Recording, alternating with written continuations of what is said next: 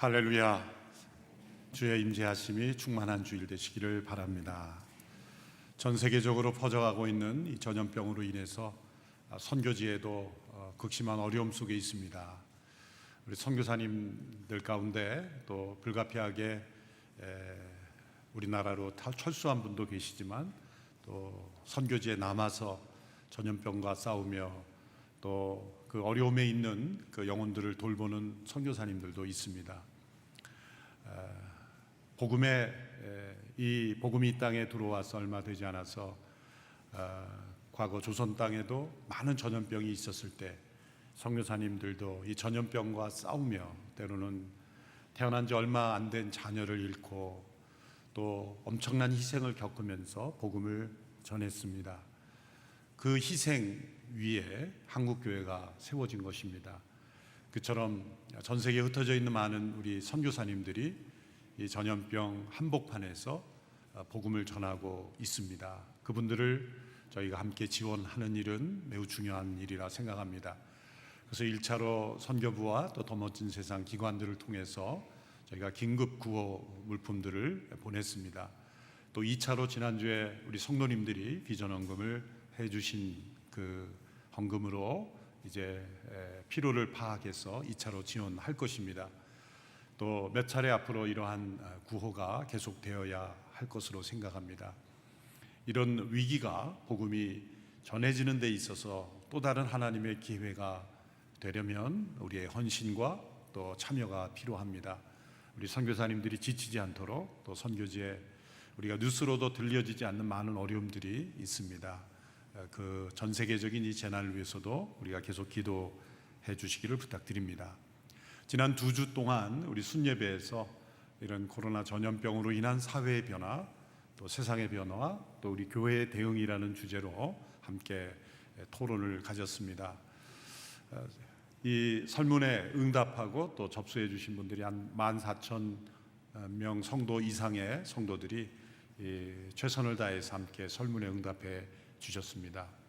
또 순에서 열심히 함께 참여해 주셔서 감사드리고 또 이 결과를 전문적인 그런 연구진의 도움을 받아서 잘 정리해서 6월경에 외부로 하는 세미나를 우리 성도들과 함께 가지려고 합니다. 이를 위해서도 기도해 주시기 바랍니다.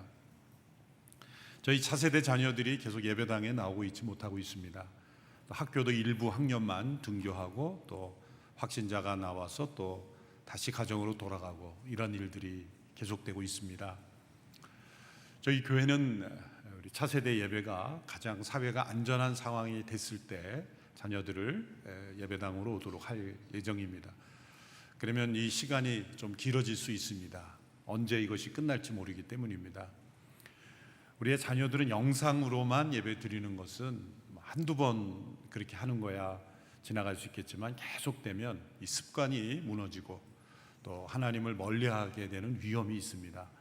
그래서 우리 부모님들도 노력하시겠지만 교회적인 차원에서도 또 새로운 그런 대응을 하지 안 되는 그런 상황입니다. 그래서 저희가 가스펠 프로젝트를 하려고 합니다. 이 가스펠 프로젝트는 두란노에서 이미 얼마 전에 모든 연령층을 다 커버할 수 있는 성역고무 교재로 번역해서 완료한 책인데요. 우리 성인, 우리 주일 설교부터 또 대학 청년, 차세대 영화에 이르기까지 같은 본문으로 공부를 하게 됩니다.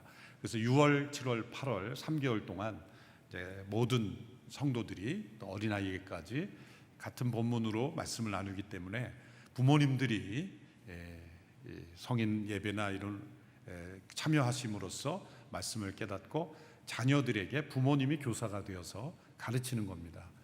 그래서 다른 누구와 접촉할 수 없기 때문에 이제 부모님들이 자녀에게 직접 말씀을 가르칠 책임이 의무적으로 주어지는 것입니다.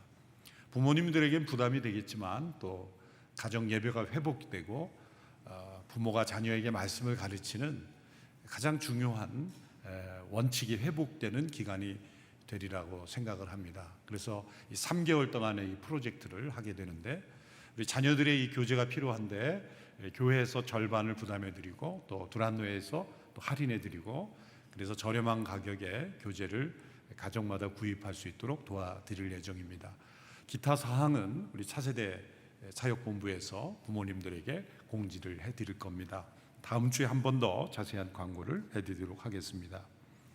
이제 주중 예배도 예배당에서 부분적으로나마 드릴 수 있고, 또 사전 신청하시고 또 신원 확인하는 절차 잘 부탁드립니다.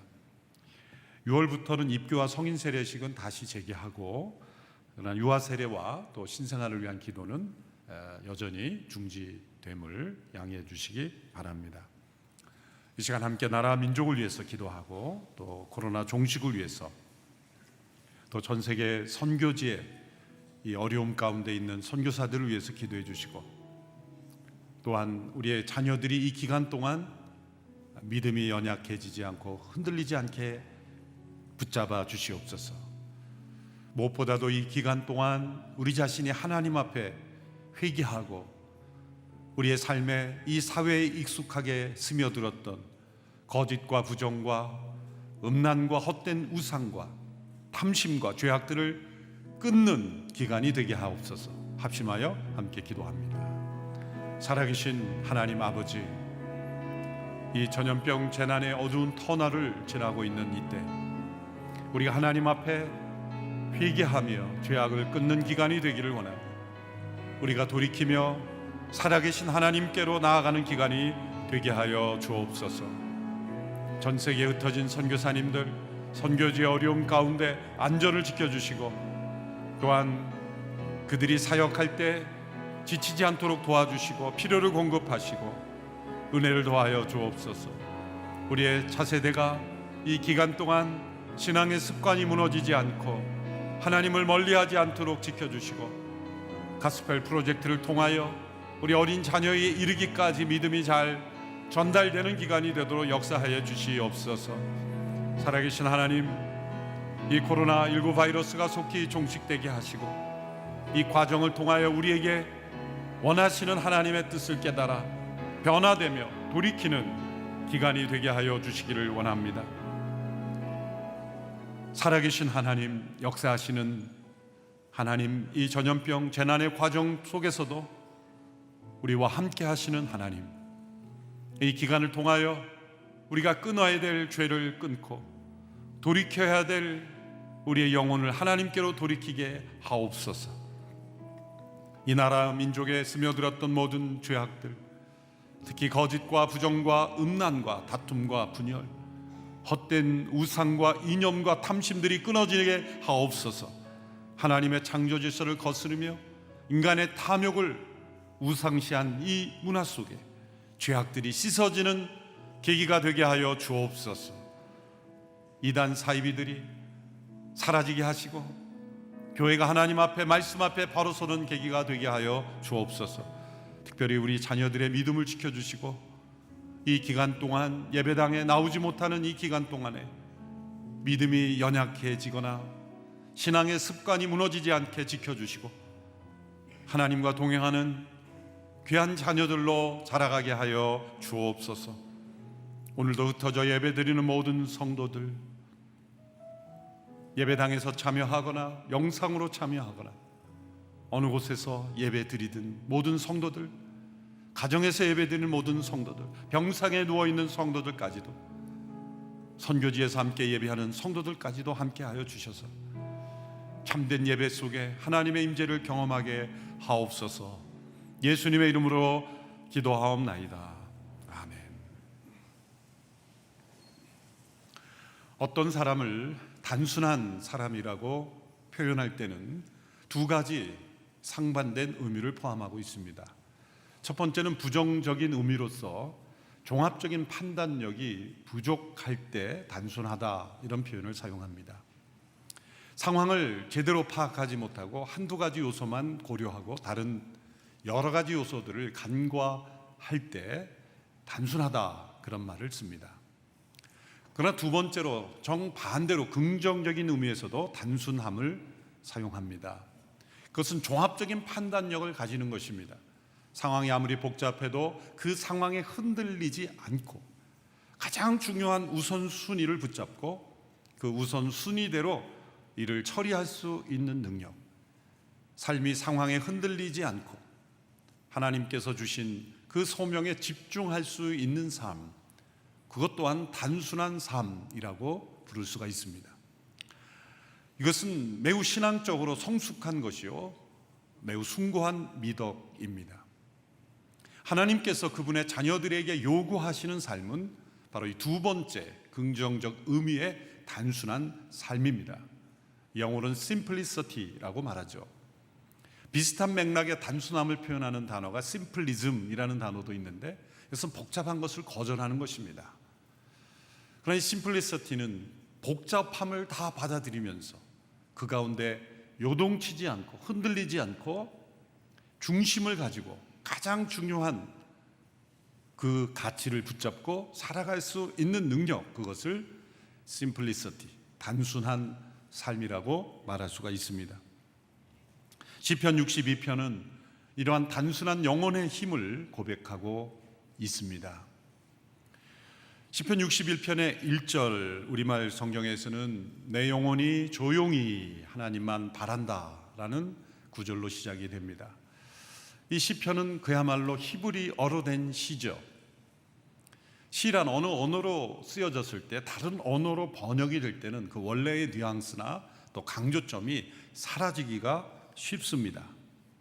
그것은 우리말뿐만 아니라 영어든지 어떤 언어든지 번역이 되는 순간 그 문법의 구조가 다르기 때문에 강조점이 사라지기가 쉽습니다. 히브리어로 이 1절을 보면 1절의 시작은 우리말로 내 영혼이 조용히 하나님만 바라라, 만이라는 단어가 아크라는 히브리어인데 영어는 alone, 하나님만, 이 단어가 가장 먼저 사용되었습니다. 그리고 나서 하나님을 의미하는 엘로힘이라는 단어가 나옵니다. 그러니까 첫 단어가 오직 하나님만, 오직 하나님만. 이것이 시편 62편에 시작되는 첫 번째 단어입니다. 오직 하나님만. 2절은 또 같은 단어, 이 아크라는 단어로 사용되면서 그분만, 오직 그분만, 이 그분은 곧 하나님이죠. 그러니까 1절은 오직 하나님만 이렇게 시작하고 2절도 오직 그분만 이렇게 시작합니다. 그러므로 이 아크라는 단어가 이 전체 시의 가장 중요한 메시지를 전해주는 단어로 이 시에서 사용됐다는 것을 알 수가 있습니다. 그뿐만 아니라 5절과 6절의 첫 문장도 역시 동일하게 이 아크라는 단어로 사용되어서 1절과 2절과 마찬가지로 반복되어 오직 하나님만, 그리고 오직 그분만 바라보고 그리고 기다리고 그분을 의지한다, 그런 고백을 하고 있습니다. 4절과 6절에서도 역시 이 단어로 시작하는데 4절과 9절도 이 단어로 시작합니다. 이것은 앞서 네 구절과 정반대의 의미로 사용됩니다. 4절에 보면 그를 그 높은 자리에서 떨어뜨릴 궁리만 하는구나 할 때 이 만도 역시 아크입니다. 이것은 정반대죠. 다른 사람을 끌어내릴 궁리만 하는 사람, 온통 생각하는 것이 다른 사람을 질투하고 미워하고 모함하고 끌어내리려는 생각만 하는 사람 있다는 겁니다. 9절에도 보면 저울에 달면 둘을 합쳐도 한낱 한숨에 지나지 않을 것이다. 한낱 한숨에라고 할 때 이 한낱이라는 단어, 이것도 역시 아크입니다. 히브리어로 이 헤벨이라는 단어는 전도서에 헛되다라는 단어가 계속 나오는데 그 단어가 헤벨입니다. 헤벨은 한숨, 입김 혹은 헛됨, 이런 단어로 번역이 되는 단어입니다. 한낱 한숨에 불과한 것을 의지하고 바라보는 삶, 이러한 삶도 있다는 거죠.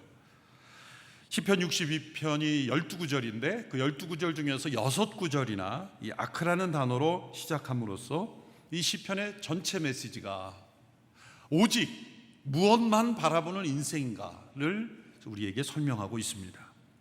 네 구절은 오직 하나님 그분만 바라보고 의지하는 삶, 나머지 두 구절은 정반대로 자신만 바라보거나 상황만 바라보거나 그리고 다른 사람을 무너뜨리려거나 한숨에 지나지 않는 것들을 바라보는 인생으로 살아가는 사람입니다. 단순한 영혼이란 어떤 삶입니까? 오직 하나님만 바라는 것에 집중하고 한낱 한숨에 불과한 것들은 가차없이 다 쓸모없는 것들은 제거해 버릴 수 있는 영혼, 그것이 바로 단순한 영혼입니다. 이러한 영혼은 염려와 두려움, 불안이 없습니다. 어떠한 상황 속에서도 평안합니다. 자유합니다. 단순한 영혼은 자유합니다. 단순한 영혼은 평화를 누립니다. 그 상황이 아무리 복잡하고 또 그 상황이 아무리 위태로운 상황일지라도 그의 안에 있는 평안을 빼앗아갈 수 없습니다. 이러한 단순함에 이르는 것은 은혜입니다. 그러나 동시에 우리에게 훈련이 필요합니다. 리차드 포스터라는 분은 이 단순함을 훈련된 은혜다, Disciplined Grace라는 단어로 표현했습니다. 하나님의 은혜로 주어지는 것이지만 동시에 우리의 훈련을 통하여 이루어야 하는 것이다 라는 것입니다. 이 재난의 과정을 지나면서 하나님께서 우리에게 요구하시는 것은 우리의 영혼이 단순한 영혼이 되기를 원하십니다. 한낱 한숨에 불과한 것을 의지하는 인생이 아니라 오직 하나님 그분만 바라보고 의지하는 인생이 되기를 원하시는 겁니다. 이것이 재난의 유익이요, 재난을 통해 우리를 새롭게 빚어가시는 하나님의 은총인 것입니다. 다윗이 그의 상황의 어려움과 고통 속에서 이 단순한 영혼의 힘을 고백했습니다.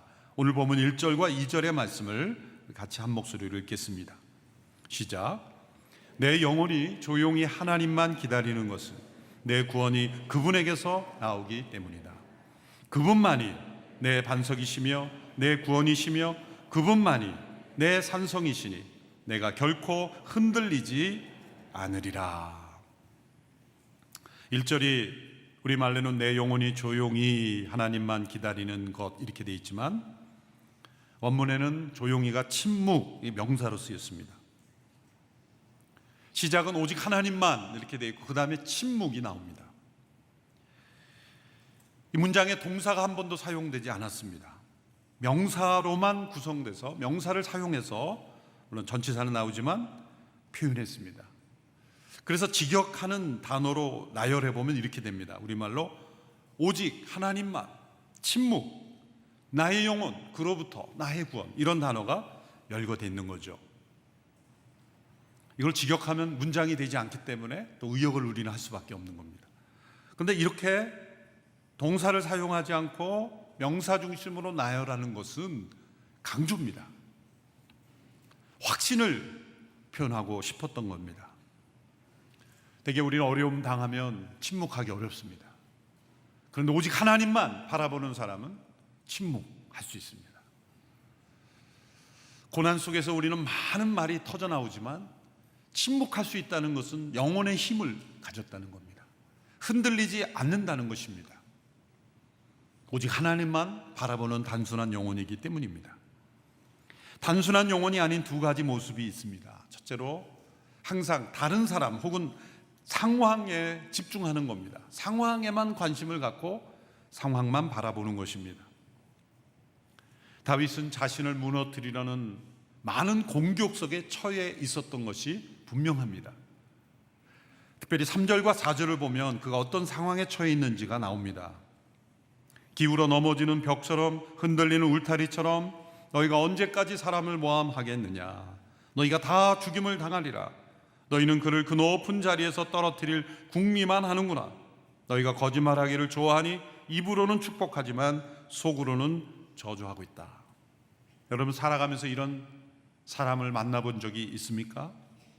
겉으로는 축복하면서 속으로는 저주하는 사람, 또 모함하는 사람, 나를 넘어뜨리려고 궁리만 하는 사람, 거짓말을 사용해서 음해하는 사람. 참 이런 사람 만나면 용서하기가 힘듭니다. 앞에서 뭐라 그러고 또 상황을 어렵게 하고 이런 사람은 사실 나쁜 사람이 아니에요. 그냥 솔직하게 의견을 표현한 거죠. 그러니까 앞에서는 좋은 말로 하고 뒤에서는 거짓과 저주와 음모로 속이는 사람은 사단의 도구가 되는 사람입니다. 그런데 만일 그 영혼이 다른 사람에게 지나치게 민감하고 다른 사람에게 인정받는 못달까 봐 두려워하고, 그러한 사람이라면 쉽게 이 사단에 휩쓸려 가는 겁니다. 다윗은 지금 그의 주변에 이러한 사람들이 둘러싸고 있었습니다. 울타리처럼 둘러싸고 있었습니다. 기울어 넘어지는 벽처럼, 흔들리는 울타리처럼 다윗을 덮치려고 그렇게 둘러싸고 있었습니다. 그런데 다윗은 흔들리지 않았습니다. 그것은 그가 오직 하나님만을 바라보는 단순한 영혼이었기 때문입니다. 놀라운 것은 이 시편 62편에 보면 염려나 두려움, 한탄, 심지어 하나님께 대한 어떤 간구나 호소도 나타나지 않습니다. 이와 비슷한 상황에 있는 시편은 내 영혼이 불안합니다, 또 두렵습니다, 또 분노가 일어납니다, 이렇게 하나님 앞에 호소하는 내용들이 나오는데 62편에는 전혀 나오지 않습니다. 그 까닭은 단순한 영혼이 경험하는 힘을 지금 경험하고 있기 때문에 오직 하나님만, 오직 그분만 나의 구원이요, 나의 산성이요, 나의 바위시라고 고백하고 있는 것입니다. 이렇게 단순한 영혼을 이되어 하나님 앞에 고백할 때는 때로 우리에게 다가오는 그것이 모함이건 음모건 무너뜨리는 공격이건 재난이건 그 고난이 더 깊게 우리의 삶을 무너뜨리지 못합니다. 더 넓게 우리의 삶을 덮치지도 못합니다. 아침 안개가 대지를 덮고 있다가 해가 뜨면 싹 사라지듯이 우리의 삶을 덮칠 것 같았는데도 그 고난이 하나님만 바라보는 단순한 영혼은 그냥 사라지고 마는 경우가 많습니다. 다윗이 바로 그러한 믿음의 고백을 하고 있는 겁니다. 둘째로 단순한 영혼이 아닌 모습은 항상 자기 자신에게 집중하여 자기 자신에게 도취되어 있는 것입니다. 외부 상황에 도취되어 있는 것도 위험하지만 자기 자신에 도취되어 있는 것은 더 위험합니다. 자기 만족 혹은 자기로 충만한 사람은 작은 풍파에도 쉽게 동요하기 때문입니다. 자기 도취에 빠진 사람은 자기의 문제가 뭔지 모릅니다. 자기의 죄가 무엇인지도 모릅니다. 그러나 오직 하나님만 바라보는 사람은 자기의 문제인지 무엇이 문제인지 압니다.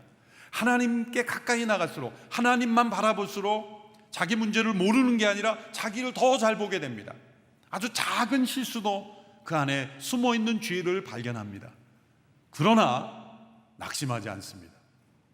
하나님이 나의 구원이라고 고백하는 사람은 하나님께서 허락해 주신 구원의 길, 예수 그리스도의 십자가의 길, 그 보혈로 씻어주시는 사함의 길, 우리를 붙잡아 주시는 성령의 돌보심과 안위하심, 이런 하나님의 구원을 의지하기에 자기를 바라보고 절망에 빠지고 낙심에 빠지고 불안에 빠지고 그리고 자신을 포기하지 않는다는 뜻입니다.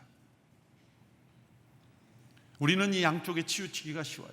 자기 도취에 빠져서 자기가 마치 아무 문제가 없는 것처럼 살아가고, 혹은 자기 비하나 자기 절망에 빠져서 자기 스스로 문제를 해결하려는 그런 문제에 빠질 수도 있습니다. 다윗은 그런 문제에 빠지지 않았습니다. 다윗이 스스로 자기가 문제가 없다는 것이 아니라 자기를 의지하는 것이 얼마나 어리석은 일인지를 깨달았기 때문에 오직 하나님만 바라보게 되었다는 것입니다. 5절에서 8절의 고백이 바로 그런 고백입니다. 우리 같이 읽어보겠습니다. 시작. 내 영혼아 조용히 하나님만 바라라. 내 소망이 그분에게서 나오는구나. 그분만이 내 바위시며 내 구원이시다. 그분이 내 산성이시니 내가 흔들리지 않으리라. 내 구원과 명예가 하나님께 달려있다. 그분은 든든한 반석이시며 피난처이시다. 오 백성들아, 언제든지 그분을 의지하라. 너희 마음을 그분께 쏟아놓으라. 하나님이 우리 피난처이시다. 내 구원과 명예는 나에게 달려있는 것이 아니라 하나님께 달려있다. 백성을 향해서도 권면하죠. 백성들아, 그분을 의지하라. 그 분께 너희의 마음을 쏟아놓으라. 이렇게 하나님만을 바라보는 사람은 그 영혼이 점점점 단순해집니다. 상황 파악을 못하는 단순함이 아니라 모든 상황을 파악하면서도 흔들리지 않는 영혼의 힘을 가진 자가 되는 겁니다. 그리고 다른 사람까지도 붙잡아줄 수 있게 되는 겁니다. 그러나 자기 자신만을 바라보는 사람은 삶이 갈수록 복잡해집니다. 해결되지 않는 문제 속에 파묻힙니다. 자기 자신에 대하여 절망하게 됩니다. 스펀전 목사님이 이런 글을 남겼습니다. 오직 하나님만을 신뢰하지 않는 자들은 하나님을 전혀 신뢰하지 않는 것과 마찬가지다. 왜냐하면 한 발로 바위를 내딛었다. 그런데 한 발은 휩쓸려 쓰러지는 그러한 모래를 밟고 있다면 그것은 결국 모래에 빠져 죽게 되기 때문이라는 거예요. 두 발 모두 바위에 딛지 않으면 모래를 밟고 있는 것과 마찬가지로 휩쓸려 가기 때문이다. 그러므로 오직 하나님만을 바라보는 단순한 영혼이 되는 것이 중요합니다. 오직 하나님만을 바라볼 때 우리는 자기를 부인하게 됩니다. 자기를 부인하는 것이 자기를 분석하고 자기를 파헤쳐서 자기를 자기가 부인한다? 이게 불가능합니다. 자기를 부인한다는 것은 오직 하나님만을 바라볼 때 자기를 부인하게 되는 겁니다. 신앙적인 영역은 아니지만 일반적인 영역에서도 자기 부인이 있습니다. 2000년대 초반에 맞춤전도 집회를 시작할 때 65세 이상의 어머님들을 대상으로 복음을 전하려고 집회를 했던 적이 있죠. 지금으로부터 약 20여 년 전이 벌써 됐네요. 그때 믿지 않는 분들을 어떤 생각을 가지는지를 조사를 했을 때 인터뷰를 여러 분을 했습니다. 어떤 생각을 가지고 계십니까? 질문했더니 우리 자녀가 말이죠. 제일 먼저 나오는 대답이 우리 자녀가 말이죠. 자녀 얘기 말고 오늘은 본인 얘기를 해주십시오 그랬더니 우리 남편이 말이죠. 아니 남편 얘기하지 말고 본인 얘기하지. 우리 손주가 말이죠. 온통 다른 사람 얘기만 하는 거예요. 처음에는 좀 짜증이 나더라고요. 왜 자기 얘기를 안 하고 하실까? 가만히 생각해 보니까 이분들이 자신의 고민을 해보신 적이 없는 거예요. 살아오면서 온통 자식 걱정, 남편 걱정, 손주 나오면 또 손자 걱정. 지금 적어도 80대 이상의 우리 어르신들은 그렇게 자기를 잃어버리고 산 거예요. 그래서 우리가 이 전도 집회 타이틀을 해바라기라고 붙인 거예요. 해바라기처럼 자식 걱정, 남편 걱정, 가족 바라보며 살아왔던 인생을 이제 주님을 바라보는 인생이 되라. 여러분, 이러한 것도 일종의 자기 부인의 일종이에요. 이건 성경적인 자기 부인은 아니죠.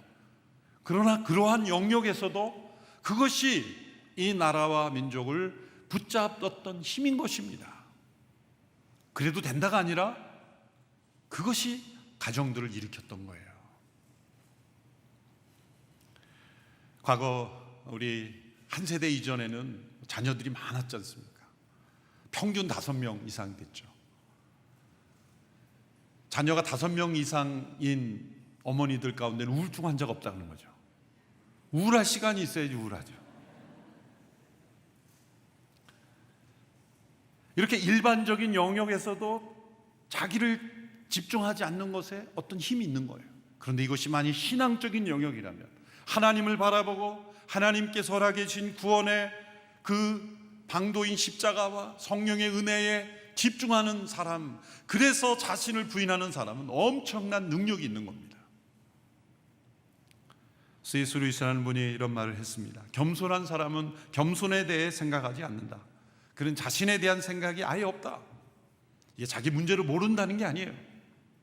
자기 자신에게 집착하고 도취되지 않는다는 겁니다. 팀 켈러라는 분이 아마 루이스의 글을 읽고 확대해서 설명한 글 같아요. 같은 맥락의 말씀인데, 복음으로 겸손해진 사람은 굳이 자신을 생각할 필요가 없다. 모든 경험과 대화를 더는 자신과 연결하지 않는다. 아예 자신에 대한 생각을 그만둔다. 이것이 자신을 잃어버림으로 인한 자유이다. 자신을 망각해야만 누릴 수 있는 복된 안식이다. 예수님께서 아무든지 나를 따라오려거든 자기를 부인하고 자기 십자가를 지고 나를 따를 것이니라. 자기 십자가를 진다는 자신의 옛사람을 예수님과 함께 못 박는다는 거죠. 자신의 옛사람이 십자가를 못 박혔기에 이때 옛 자아의 자기 자신을 이제 잊어버리는 거예요. 그것이 자기 부인입니다. 그것이 단순한 영혼의 능력입니다. 다른 사람이나 상황에 휩쓸리지도 않고 심지어 자기 자신에 의해서도 휩쓸리지 않는, 오직 하나님만을 바라보는 인생은 능력이 있습니다. 예수님께서도 영혼의 단순함에 대하여 이렇게 말씀하셨습니다. 어느 율법학자가 율법 중 어느 계명이 가장 큰 중요한 계명인가? 라는 질문을 던졌을 때 예수님께서 이렇게 대답하셨습니다. 마태복음 22장 37절로 38절의 말씀 같이 읽습니다. 시작. 예수께서 대답하셨습니다. 내 마음을 다하고 내 생명을 다하고 내 뜻을 다해 주 내 하나님을 사랑하여라. 이것이 가장 중요하고 으뜸되는 계명이다. 두 번째 중요한 계명은 내 이웃을 내 몸과 같이 사랑하는 계명이죠. 오늘날에는 이 두 번째 계명을 강조한 나머지 이 첫 번째 계명을 소홀히 하는 경향이 있습니다. 이 순서를 바꿔서는 안 됩니다. 왜냐하면 하나님을 사랑하는 자는 반드시 이웃을 사랑하지만 이웃을 사랑하면서도 하나님을 사랑하지 않을 수 있기 때문에 이 순서가 바뀌어서는 안 됩니다. 그런데 예수님께서 하나님을 사랑하는 이 말씀을 마음을 다하여 생명을 다하여, 생명은 영혼이라는 단어도 바꿀 수 있습니다. 뜻을 다하여, 힘을 다하여, 마가복음에는 힘이라는 단어가 덧붙여졌어요. 이 네 가지 영역으로 나누어서 다하여 이게 따로따로 다하여 사랑하라고 말씀하셨어요. 그냥 너의 모든 것을 다하여 하나님 사랑하라 이렇게 말씀하셔도 될 건데 왜 이 단어를 구분하여 설명하셨겠습니까? 여기는 목적이 있는 겁니다. 우리에게 이러한 구분이 필요하다고 생각하셨기 때문에 구분하여 설명하신 겁니다. 왜 이런 구분이 필요합니까? 이것은 우리가 내적으로 분열되어 있기 때문입니다. 우리는 사회적으로 용납될 수 있는 정도에서 다 분열된 사람들입니다. 병원의 치료가 필요 없어도 우리 하나님 앞에서 죄로 말미암아 우리는 분열되어 있어요. 그 증거가 뭡니까? 마음으로 좋은 생각이 가득 차 있어도 힘으로 나타나지 않습니다. 머리로는 좋은 생각이 가득 차 있어도 행동으로는 나타나지 않아요. 분열되어 있는 겁니다. 머리에 있는 지식이 마음에 담겨 있지 않습니다. 그것도 분열입니다. 하나님의 사랑이 우리의 영혼 깊숙한 곳에 우리 안에 생명이 주어졌고 하나님의 사랑이 부어졌어도 우리의 마음으로 이 사랑이 나타나지 않고 뜻으로도 나타나지 않아요. 이게 다 분열되어 있기 때문이에요. 이 네 가지의 필터를 다 거쳐야 진짜 이 사랑이 누군가에게도 전달되고 또 하나님의 사랑도 우리에게 이 네 가지 필터를 다 거쳐야 우리에게 들어오는 거예요. 분열되어 있는 겁니다. 그래서 각기 따로따로 다 해야 된다. 너희들이 뜻을 다했느냐? 힘도 다해야 된다. 힘을 다했느냐? 어떤 사람은 힘을 다해요. 그런데 마음에 보면 왜 다하는지 모르고 힘만 다해요. 이게 분열되어 있는 거예요. 하여튼 뭐든지 열심히 해요. 그런데 왜 열심히 하는지는 잘 몰라요. 뜻은 전혀 엉뚱한 뜻을 가지고 있어요. 그것도 분열입니다. 좋은 마음을 가지고 있어도 좋은 힘으로 나타나지 않고 좋은 힘을 사용하는데도 좋은 뜻이 없고 이렇게 우리는 다 분열되어 있는 존재입니다. 왜 다라고 하셨지 않습니까? 왜 오직 하나님만 사랑하라고 했지 않습니까? 고레표가 신명기 6장에 예수님의 이 말씀을 인용한 말씀이죠. 온 마음 다해 하나님만 사랑하라. 어느 성도님은 그 많이 거슬린다는 거예요. 왜 하나님만 사랑하라고 해요? 하나님을 사랑해야지. 근데 62편에 하나님만, 이 아크라는 단어, only, 언론, 하나님 그분만 사랑하는 게 왜 중요합니까? 우리의 일상을 다 포기하라는 겁니까? 아닙니다. 하나님만 사랑하는 영혼은 모든 일상을 너무나 질서 있게 능력 있게 통치할 수 있게 돼요. 왜 우리의 인생이 불행합니까? 왜 능력 없이 살아갑니까? 오직 하나님만 사랑하는 단순한 영혼이 되지 않았기 때문에 분열된 영혼으로 살아가니까 삶이 복잡하고 불행하고 힘겨운 겁니다. 우리에게 주어진 모든 삶의 의무가 짐이 돼버리는 겁니다. 그러나 오직 하나님만 사랑하는 단순한 영혼은 우리에게 주어지는 여러 상황 속에서 주어지는 의무가 짐이 아니라 기쁨이 됩니다. 왜? 오직 하나님만 사랑하는 영혼은 어떻게 그것을 다루어야 될지를 하나님이 지혜와 능력을 주시기 때문이에요. 그래서 일이 많아도 복잡하지 않아요.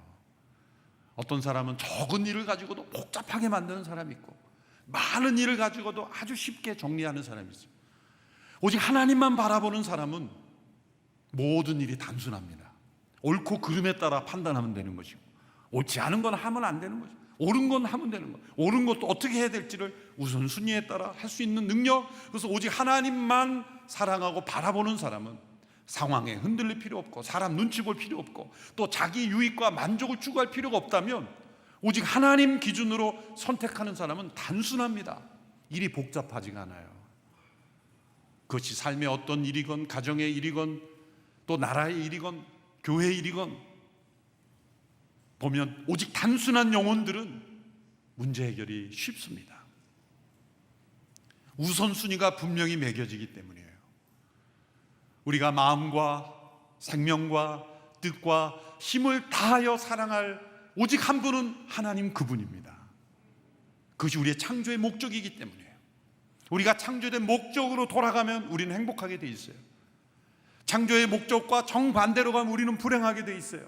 오직 하나님만 사랑하도록 창조된 인간이 자신을 사랑하고 그리고 세상에 한낱 한숨에 불과한 것들을 사랑하면서 우리의 인생이 복잡해지기 시작한 거예요. 주변에 복잡하게 살아가는 사람을 보면 때로 그런 생각이 들잖아. 저렇게 뭐 복잡할까? 자기만 내려놓으면 되는데. 어떤 기관에서 막 복잡하게 법적으로나 상황에 꼬인 걸 보면 옆에서 가만히 보면은 그 사람만 내려놓으면 모든 게 해결되는데 자기가 모든 걸 붙잡고 자기 중심적으로 자기의 유익을 위해서 자기의 명예를 위해서 자기의 탐욕을 지키려고 애쓰니 상황이 점점 복잡해지는 거예요. 근데 하나님을 사랑하는 사람이 딱 보면 그 사람만 내려놓고 조용히 사라지면 되는 거예요. 뭐 돌아가시라는 게 아니라 조용히 내려놓는 거예요. 자기 한 사람을 위해서 수많은 사람들을 괴롭게 하는 사람들이 있어요. 자기 도취에 빠진 거죠. 이런 모습이 오직 하나님만을 사랑하지 않을 때 자신만 불행해지는 게 아니라 다른 사람도 불행하게 만드는 거예요. 다시 본문으로 돌아오면 오직 하나님만 바라보지 않고 한낱 한숨에 불과한 것을 붙잡는 삶은 결코 행복할 수 없다. 9절에서 11절의 말씀입니다. 같이 함께 읽어보겠습니다. 시작. 비천한 사람도 헛것에 불과하고 귀족도 역시 별건 아니다. 저울에 달면 둘을 합쳐도 한낱 한숨에 지나지 않을 것이다. 사람을 억압하는 것을 힘으로 삼지 말고 남의 것을 훔치는 헛된 욕망을 품지 말라. 너희 재물이 늘어나더라도 거기에 마음을 두지 말라. 하나님께서 한 번 말씀하셨을 때 내가 들은 것은 두 가지인데 그것은 능력이 바로 하나님께 있다는 것이다. 한 번 말씀하셨는데 들은 게 두 가지다. 이 말은 두 가지를 깨달았다는 게 아니라 한 번 말씀하시는데 두 배의 강도로 깨달았다 그 말입니다. 그건 능력이 하나님께 있다는 겁니다. 여기에 사람을 억압하는 것으로 힘을 삼지 말고 권력이죠. 재물이 늘어나더라도 마음에 두지 말라. 그런 재물의 욕구죠. 또 귀하게 여김을 받는 것, 명예욕이죠. 모든 것이 다 합쳐도 한낱 한숨에 불과한 것이다.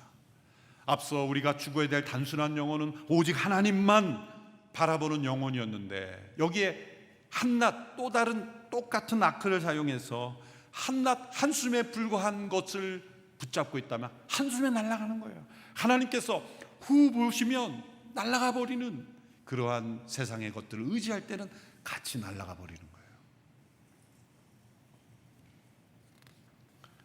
우리의 내면이 분열되어 있을 때 우리는 이 세상의 것들에 집착하게 됩니다. 여기에 헛것에 불과한 것, 이것을 우리가 왜 몰두하게 되는가? 마음이 분열되어 있는 거예요. 이 마음과 생명과 영혼과 힘과 뜻이 다 하나님 중심으로 하나가 될 때 비로소 우리는 가장 중요한 것이 보이게 됩니다. 그러지 않고 이게 다 분열되면 마음은 여기에 있고 뜻은 여기에 있고 힘은 여기에 있고 중요한 것이 보이지 않습니다. 그래서 온 마음 다해 하나님만 사랑하라 말씀하시는 거예요. 그럴 때 어떤 영혼이 되는지 아십니까? 예수님께서 산상수훈에서 이런 말씀하셨죠. 공중에 나는 저 새들을 보라. 씨를 뿌리지도 거두지도 창고에 쌓지도 않지만 하늘에 계신 너희 아버지께서 먹이신다. 저 들판에 백합꽃을 보라. 모든 영화를 솔로몬도 이 꽃 하나만큼 차려입지 못했다. 이 말씀이 어떤 말씀입니까? 여러분, 단순한 영혼은 하늘하는 새를 보면서 그 새를 먹이시는 하나님을 바라보고 찬양하게 돼 있어요. 들에 있는 꽃 한 송이를 보며 그 꽃을 아름답게 입히시는 그 하나님을 보고 찬양하고 사랑하게 돼 있어요. 여러분, 지적이면 지나가는 새를 보면서 어떤 생각이 듭니까? 시끄럽다 저 새, 그런 생각이 듭니까? 새를 보면서 하나님이 떠올라야 돼요. 꽃을 보면서도 하나님이 떠올라야 돼요. 다른 사람을 보면서도 하나님이 떠올라야 돼요. 코로나 바이러스를 보고도 하나님이 떠올라야 돼요. 코로나 바이러스 사진 보고 아무리 저주해봐야 자기만 불행한 거예요. 하나님이 떠올라야 돼요. 우리 모든 삶의 상황과 사람과 나 자신을 바라볼 때도 하나님이 떠올라야 돼요. 들의 꽃을 보아도 하늘의 새를 보아도 오직 하나님만을 사랑하는 통로가 될 때 그 사람은 모든 것을 올바로 판단하게 됩니다. 흔들리지 않습니다. 그리고 힘있게 살아갈 수 있게 돼요. 마음의 평안과 자유를 누리게 됩니다. 이것이 행복입니다. 오늘 이 다윗이 경험한 단순한 영혼의 힘을 경험한 우리 모두가 되기를 축원합니다. 기도하겠습니다. 살아계신 하나님 아버지, 우리의 삶 속에 흔들리고 무너지는 우리의 삶이 되지 않게 되기 원합니다. 하나님만 사랑해야 될 우리의 영혼이 한낱 한숨에 불과한 것을 사랑했던 저희들을 용서하여 주시옵시고 오직 하나님 그분만 바라고 원하고 의지하고 사랑하는 저희들이 되게 하옵소서. 예수님의 이름으로 기도하옵나이다. 아멘.